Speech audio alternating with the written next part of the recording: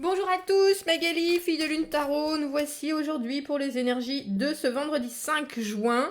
Je suis déjà en train de regarder l'agenda de la Lune parce que c'est la pleine Lune en Sagittaire, vendredi 5. Ici, il y a des nuages, on ne verra pas la pleine Lune si c'est le cas.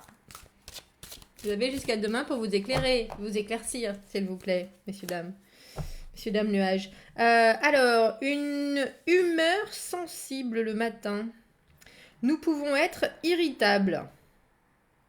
On se sent un peu foufou dans la soirée. Les problèmes tournent à la paix. Essayez de trouver la joie, la gratitude. La joie de vivre, mais surtout la gratitude. Essayons de trouver la gratitude en ce vendredi. Tiens. Le matin, plutôt sensible, un peu irritable. Le soir, on dégoupille. Un peu plus aéré. Bien sûr. On se sentira un peu plus léger, j'ai le sentiment. C'est bien ce dont on a besoin. Fouillou. Alors, allons voir les énergies pour ce vendredi. Vendredi 5 juin.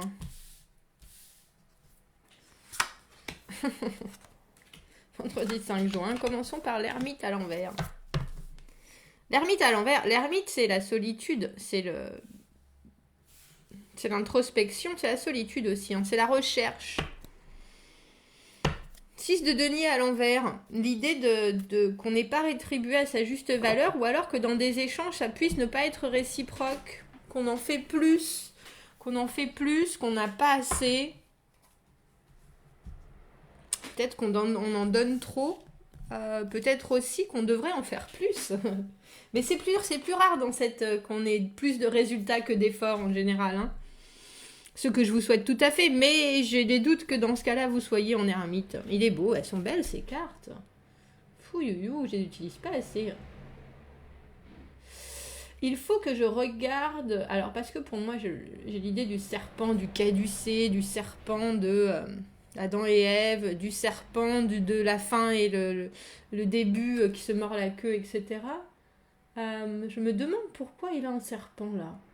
Tiens, intéressant. Magali, ne digresse pas.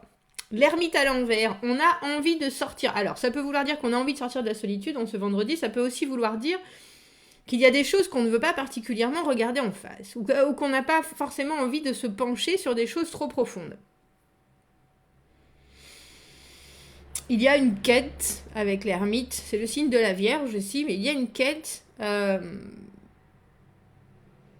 l'on dit indispensable pour pouvoir continuer son chemin, son cheminement personnel, etc. Là, j'ai déjà le sentiment, parce qu'on parlait de pesanteur, de lourdeur de la période, qu'il y a justement une envie de légèreté. C'est un peu comme si on se disait, bon, je vais pas penser aujourd'hui à mes soucis, j'y penserai demain. Et des fois, on a vraiment besoin d'un break, je peux tout à fait le comprendre. C'est pas forcément des soucis, hein. L'ermite, il est à la recherche de réponses, de connaissances, il est à la recherche de l'illumination, ou en tout cas d'une lumière sur certains pans de sa vie. Et là, on dirait que vous faites une pause. On a le jugement, c'est pas à l'envers, mais dans cette position-là, c'est le jugement, c'est revisiter une situation. On est capable de voir dans sa vie ce qui est positif, ce qui est négatif. On a réussi à faire le grand ménage de printemps et on se sent renaître à une nouvelle situation. Là, c'est la même chose qu'avec cette ermite. J'ai le sentiment que... même si c'est un peu la carte de la deuxième chance, le jugement, mais même si cette deuxième chance se présente ou si vous êtes en train de la préparer, j'ai plus le sentiment que c'est ça en fait. Vous êtes en train de vous préparer une deuxième chance. Ou de vous demander si vous voulez donner une deuxième chance à quelqu'un, à un projet, à quelque chose. Parce qu'il y a toujours ce déséquilibre du 6 de denier où au final vous n'avez pas récupéré sur votre investissement. Et du coup, vous êtes dans la position où vous êtes en train de vous poser des questions et en train de vous dire, est-ce qu'il faut que je creuse ? Et il y a l'idée vraiment de creuser en soi pour savoir si c'est la bonne chose pour nous. savoir si ça va nous amener du bon, savoir... Mais il y a aussi l'idée de savoir si on veut creuser la situation. Et j'ai l'impression que vous voulez effleurer la surface en ce vendredi. Vous n'avez pas forcément justement envie d'aller dans la... d'aller profond. Avec le 3 de bâton à l'envers, il y a cette idée d'attendre un signe. D'attendre un signe qui ne vient pas. D'attendre un signe qui ne vient pas. Comme si, effectivement, l'idée de justement recevoir un signe vous permettrait de prendre une décision, alors que il va falloir y aller regarder en profondeur. Et je crois que vous n'avez pas foncièrement l'envie, l'énergie, je ne sais pas, en ce vendredi, mais le signe, il y a peu de chance. Pour moi, le 3 de bâton à l'envers, c'est justement, on aimerait pouvoir programmer des choses, on aimerait pouvoir planifier des choses, mais on ne sait pas encore, ou on est dans une situation où justement on est un peu bloqué. Et du coup, on se dit, oh, faites-moi un signe, s'il vous plaît, et puis le signe, il n'arrive jamais. Ce qui veut dire, bah, y a du travail à faire, où il y a de la patience à avoir, où il faut prendre les choses de cette manière-là.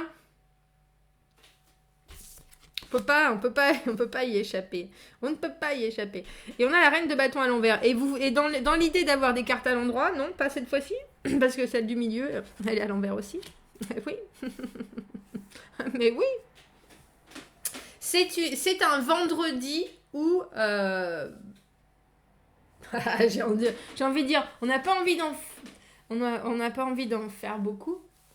La reine de bâton à l'envers, roi de denier à l'envers, il y a des choses... c'est un tirage en fait qui est plein d'incertitudes, mais c'est pas... c'est ni méchant, ni violent, ni agressif. J'ai l'impression que c'est plutôt une pause, parce que la reine de bâton qui traditionnellement est très... je fais tout, je mets les choses en place. Ça nous parle vraiment de planification avec le 3 de bâton et la reine de bâton. Mais quelque part, je pense que vous êtes retenu, alors déjà dans votre envie, très certainement, probablement dans la façon dont vous vous êtes déjà investi auparavant et vous n'avez pas forcément eu de retour. Donc là, la motivation, elle n'est pas forcément là. Et puis en plus, il y a l'idée que vous ne savez pas forcément vers quoi vous retournez, quoi creuser, quoi regarder, comment est-ce que j'arrive en tant qu'ermite, je veux bien faire des efforts et chercher des choses, mais il y a des fois où quand je cherche et il n'y a aucun résultat, je commence à en avoir un peu assez. Et puis surtout, cette renaissance qu'on espère avec le jugement, on la voit à portée de main et on n'arrive pas... à ce moment où on est capable de voir la situation dans son ensemble, avec tous les éléments. Mais je me demande si c'est notre roi de denier au milieu qui n'a pas certains de vos éléments, justement. Parce que le roi de denier, celui qui a les pieds bien ancrés dans le sol, qui est la force de la nature, c'est une façon de... C'est une image, hein. Il y a des gens qui sont tout petits comme moi, qui font, et peuvent être des forces de la nature aussi. Hein. Force de la nature, il n'y a pas besoin d'être Hercule, le roi de denier. Mais il est traditionnellement très réconfortant, très rassurant. C'est quelqu'un qui nous donne les bonnes directions, et puis surtout ses engagements, il les porte jusqu'au bout. Et là, soudainement, cette personne, elle est plus aussi présente, elle est plus aussi sûre, même dans ses façons de voir les choses. Il a un OK, j'allais dire. Et du coup, avec la reine de bâton, vous savez plus comment agir. Alors, vous êtes bien d'accord de faire des efforts, de vous investir, de donner plus que nécessaire.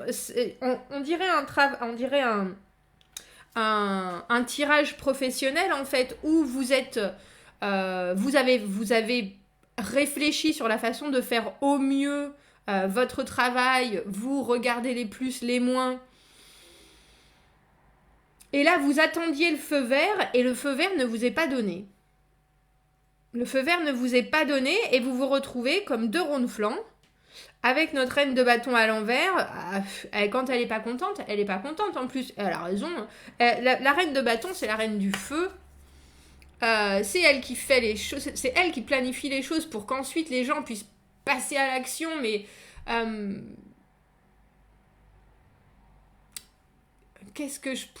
comment est-ce que je pourrais dire? C'est une économiste. C'est elle qui fait en sorte que les gens puissent travailler au mieux ou puissent agir au mieux. C'est elle qui... je vais pas dire... C'est pas elle qui donne les directives. Elle trouve la façon la meilleure de faire les choses pour qu'ensuite les autres puissent continuer. Et là, j'ai le sentiment... Que ce soit vous, ce roi de denier, ou que ce soit quelqu'un d'autre qui malheureusement n'a pas été au bout de ses engagements, ça coince la dynamique de la situation en fait. Ça coince l'avancée. Si c'est du travail, ça peut coincer la ligne de production carrément. Et j'ai le sentiment que malheureusement vous savez plus vraiment vers qui vous tournez pour savoir bon mais qu'est-ce qu'on fait maintenant ? Qu'est-ce qu'on fait maintenant? Si c'est professionnel, le patron, il est parti déjà en week-end le vendredi, là. Ou alors, il a mis sur sa porte « Ne pas déranger », il ne répond à aucun coup de téléphone, et vous êtes là, mais il faut bien que quelqu'un prenne des décisions, il faut bien... Vous vous retrouvez un peu tout seul. Alors, comme je vous disais, la reine de bâton, quand elle est à l'envers, quand elle n'est pas contente, il y a tout le feu qui va avec, quoi. C'est-à-dire, oui, mais c'est pas possible. Comment est-ce qu'on fait pour avancer? On n'a pas les outils, on n'a pas les possibilités, il y a une vraie frustration. On va essayer d'aller voir... Tiens, ça fait longtemps celui-là aussi. Déjà, j'aimerais savoir, parce que je suis assez étonnée de ce ermite à l'envers, pourquoi la situation telle qu'elle est là... C'est un peu le loup solitaire, mais le loup solitaire, à la base, il est solitaire parce qu'il le veut bien, et parce que c'est un instinct de survie. Parce qu'il cherche des réponses. Et là, j'ai le sentiment que même ces réponses, vous ne pouvez pas les trouver, il vous manque des éléments. Il vous manque des éléments. Pourquoi est-ce qu'on a trop d'étoiles? Trop d'étoiles. C'est l'étoile que je viens de voir. Trop de cartes. Il y a l'idée d'être obligé de laisser les choses se faire. Et qu'au final, vous énervez pas parce que, je viens de penser à l'étoile, parce que les choses rentreront dans l'ordre. Rentreront dans l'ordre. Alors, vous savez que je ne suis pas contre un bon braillage quand il le faut. Ouais, mais ça va pas du tout. Mais ne vous étendez pas sur la furie de la reine de bâton. Ne perdez pas votre énergie parce que j'ai le sentiment que même si vous voyez pas les choses, il y a une raison avec l'étoile qui vient de tomber là. Pourquoi est-ce qu'on a cette ermite à l'envers? Pourquoi on est dans cette situation en solo et malheureusement on n'a pas les réponses qui nous arrivent, les réponses qu'on recherche. Nous, on fait on se met à se demander si c'est pas nous. Tu vois. Il y avait un choix. On a 3 arcanes majeures déjà. On a l'amoureux. La situation alors j'allais dire la situation vous correspond particulièrement. Comment est-ce qu'on dit ça? En anglais, il y a une expression qui dit qu'on est coincé entre une pierre et un mur ou quelque chose comme ça. C'est-à-dire qu'il n'y a aucune... qu'on choisisse une solution ou l'autre, c'est compliqué. Les deux sont compliqués. Et là, j'ai l'impression que vous êtes dans une situation vendredi où il y a plusieurs choix qui sont devant vous, où il n'y a pas de décision. C'est ça. Je pense pas que ce soit à vous de prendre une décision. Vous êtes plutôt en train d'essayer d'organiser des options. Comment est-ce qu'on peut avoir les meilleures options et malheureusement, il y a quelqu'un qui vous fait défaut, qui devait amener d'autres éléments et ça coince. Et ça coince avec le jugement dans cette position et le 3 de bâton. Oui, ça coince vraiment, ouais. On a le mât et le 10 de denier.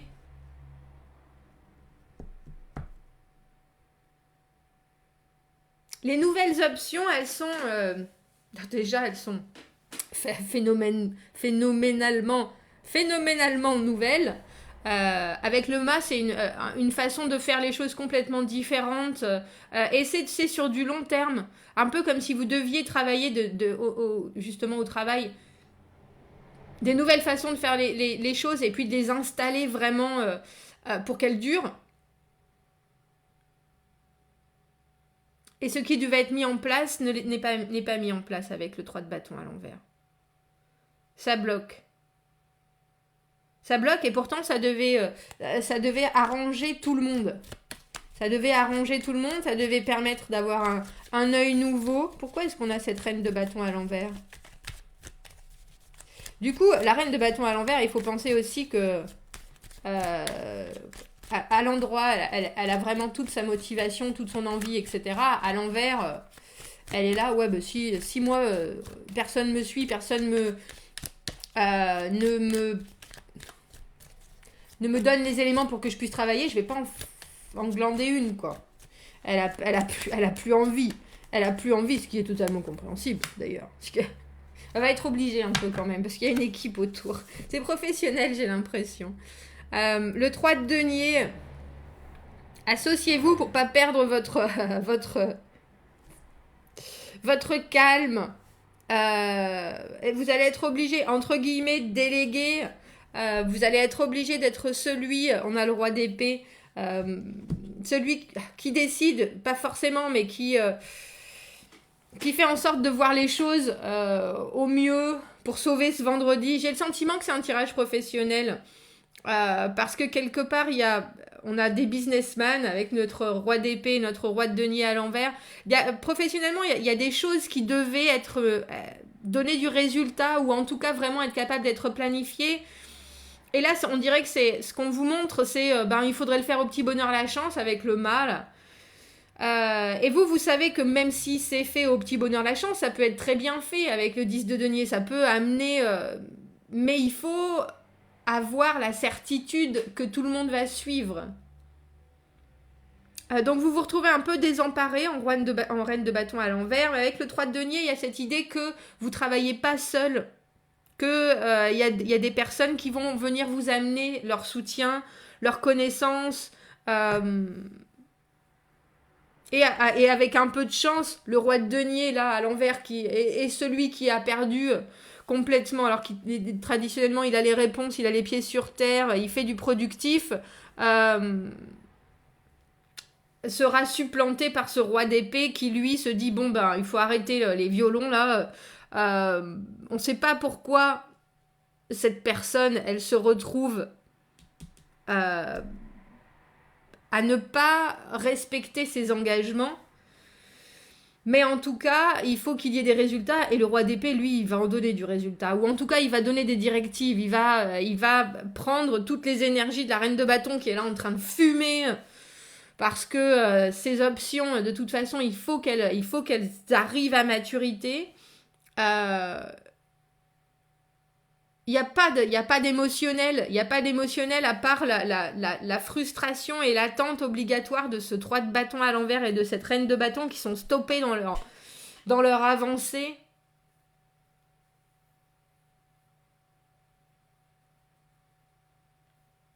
Et plutôt que de penser... j'allais dire... c'est de penser aux gens, il va falloir penser en termes de ce qui est possible de faire ou pas.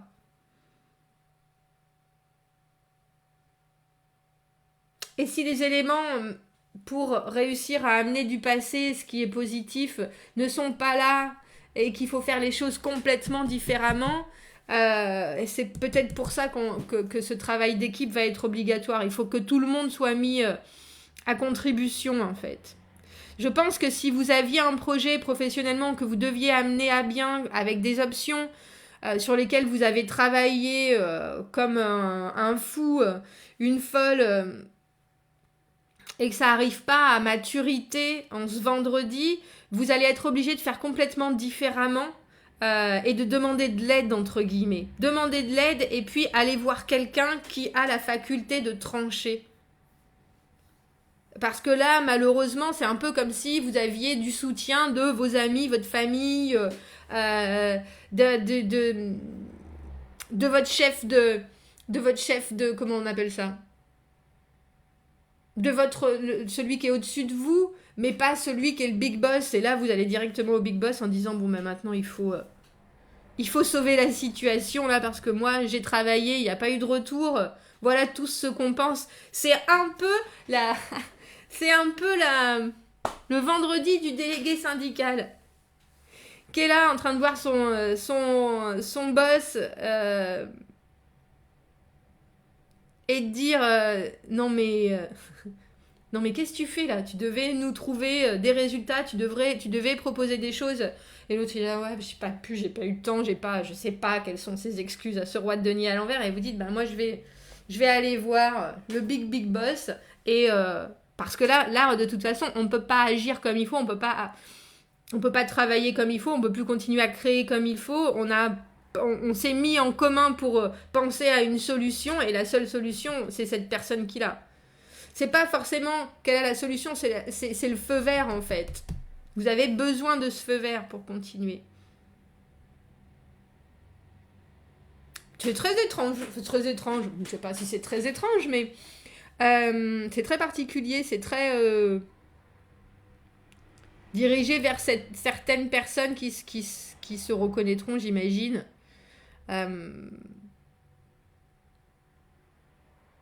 Mais oui, j'ai le sentiment qu'il y a un peu de frustration et puis